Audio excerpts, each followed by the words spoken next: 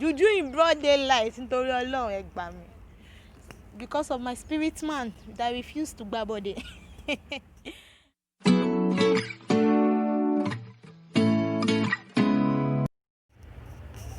Hello beautiful people, welcome back to my channel. It's your favorite girl Jane, and I'm back with another video. If you're new here, please hit the subscribe button. If you're an old subscriber, hola, how you doing? So today I want to share with you guys an event or an experience where life humbled me. So this event happened sometime in 2013.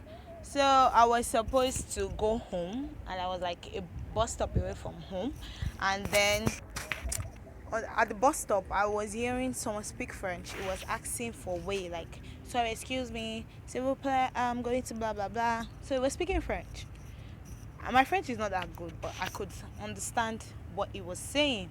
But the women he was asking, they didn't know, so they were just doing him like this, that they don't understand what he's saying. So I went close to him, like, oh sorry, where do you say you were going to? In French, in my tatata French. So it was like he's going to Ijora, like supposed to go and pick up a good, and the bus he entered dropped him here at Sabo. I was like, you have entered the wrong bus, blah blah blah. He said it was coming from Benin Republic. So I was like, you are in the wrong place, and I don't know the way to Ijora. Like Ijora, maybe that was even the first time I was in Ijora, even though I was born in Lagos. So I decided to ask somebody that was close, like somebody around. So I saw this conductor guy that I usually see at the bus stop. So I asked him, hey guy, what's up? How can someone get to Ijora?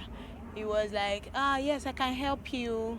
He told us you should take here, blah blah blah. That was the last thing I heard before I found myself in Apapa Waterwolf.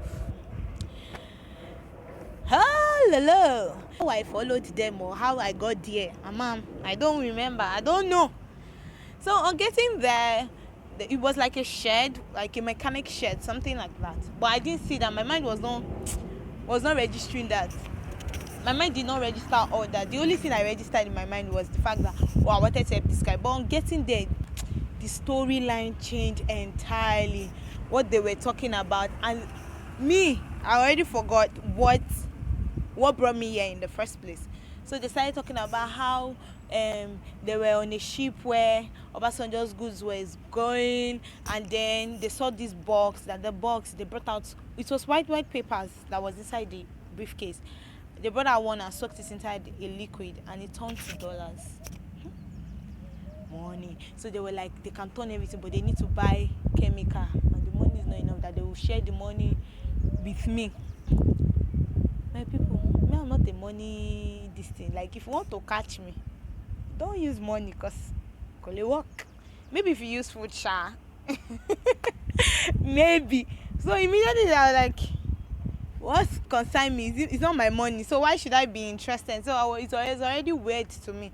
I was like, why are you showing me this? Like, I just said, like, I'm not interested. Like, I gave it to them that I'm not interested. That for me, for all I care, it could be a fake currency. You understand? And money was not a thing for me. Then what do I want to use money to do at that time? Like, came over for nothing. So it was not a thing. So it was not catchy for me. So immediately they discovered my face or my expression, what I said. I was like, I'm not interested. They were like, I can help my parents, to this thing, especially my mom. Soft spot. My mom. Like, I can help her, that she can help us settle down, blah blah blah. And I was like, do I look unsettled to you?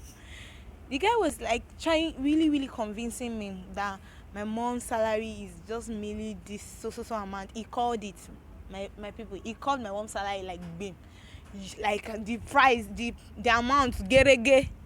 And then I knew that, okay, something is wrong. But my I've not like, I didn't stay on. So the more they were saying, the things just kept being unreasonable to me. So I was becoming I I was getting uncomfortable with the conversation.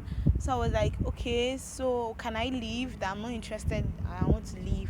And the man was like, then I brought a man.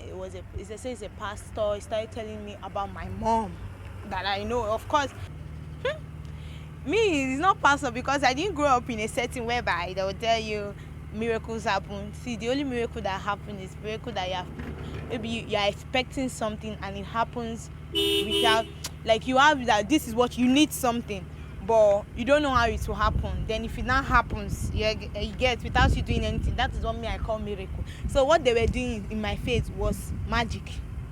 You understand? So immediately the man was able to say that I was, you know, telling me about my mom, telling me about exact figures and all that. Being exact, I started getting pissed. I was just getting pissed.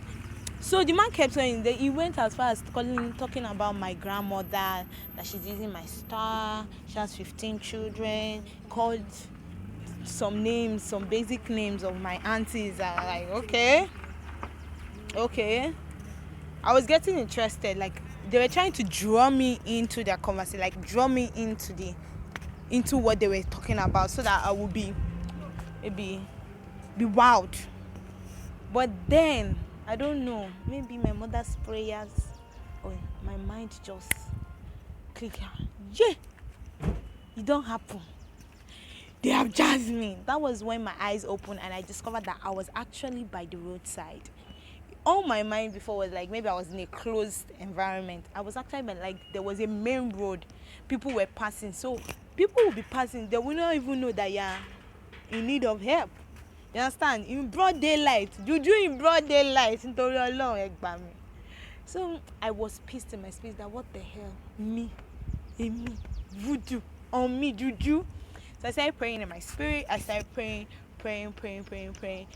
And you know, it gets to one point that when your prayer in your mind is not working, you want to talk out, like you want to pray out. So I could not speak out. I started crying, like pray. I was when the man kept saying that I'm with my mom's ATM, and voila, I was actually with my mom's ATM, that I should just give them the pin, that I should withdraw, that my mommy will understand it's for the greater good of the family. Like, if a scam, me. Oh, my mother's hard work, hard-earned money. So that's why to date I don't actually keep anybody's pin that is not my own in my head, because I just decide to forget. Like my brain just deletes it immediately. I accept it. It's unconscious, but if you tell me your pin 5 seconds ago, I'll still come back. 5 minutes ago, I'll still come back to you to tell you your pin. It's just that my brain just refuses to, take it in. Just like that. So by the time, to the glory of God, maybe the prayers of my mother, the prayers of my father, and then because of my spirit man that refused to grab body, immediately I got an opportunity. I just crossed and I just entered the next available napep that took me out. In fact, I found myself at Onyugbo side. Is it Onyugbo or Sule? I'm not sure. I shan't find myself at a roundabout. I called my dad and my elder sister, told them what happened. My sister was able to direct me back to Sabo, and that is how, to the glory of God, I was not harmed. I was not, they did not steal from me. So till date, to this very day, I'm scared to talk to strangers, not in a bad way, but before I talk to you, my spirit has already confirmed your status before I speak with you. But these are the things that happens in Lagos, in this thing. But after that incident, life really humbled me. I was humbled that anybody can be. They can scam you, man. I've heard of stories of people that they hypnotize and they withdraw all the money in their account and give it to the person, or they hypnotize and go home and carry all their property and go and give it to the person. See, income there. Things are happening. Okay, so tell me your story if you are a victim or you've experienced such. If you have lost anything, I'm so sorry. God help us. Anyways, if you have not already subscribed, make sure you subscribe and like this video. Drop a comment, and I'll see you in my next video. Bye, y'all.